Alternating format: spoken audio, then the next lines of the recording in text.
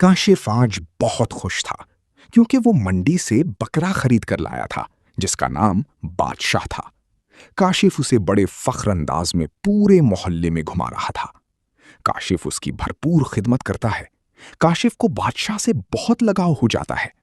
काशिफ बादशाह को मोहल्ले के बच्चों को दिखाता है क्योंकि बादशाह था ही इतना प्यारा जो देखते ही उसे भा जाए।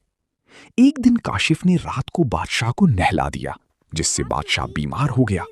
बादशाह खाना पीना भी छोड़ देता है।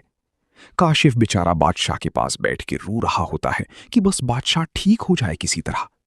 इतने में डॉक्टर की एंट्री होती है और डॉक्टर फौरन बादशाह का इलाज शुरू कर देता है।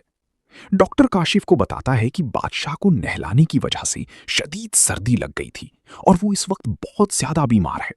साथ ही बताता है कि कुछ मेडिसिन है वो बादशाह को टाइम से खिलाता रहे। बेचारा काशिफ ये सुनकर बहुत ज्यादा रोने लगता है जैसे उसकी जिंदगी का सबसे बड़ा यही गम हो।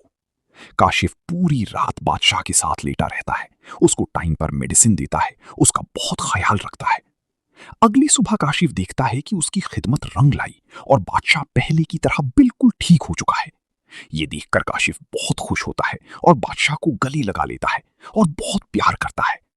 अगले दिन बादशाह को अल्लाह की राह में कुर्बानी होना था। काशिफ बादशाह को लेकर एक आखिर मर्तबा मोहल्ले की सैर कराता है और आखिरकार बादशाह अल्लाह की राह में कुर्बानी हो जाता है। मगर काशिफ अफसोस नहीं करता क्योंकि उसे पता होता है कि उसका बादशाह जन्नत में अच्छी जगह चला गया है।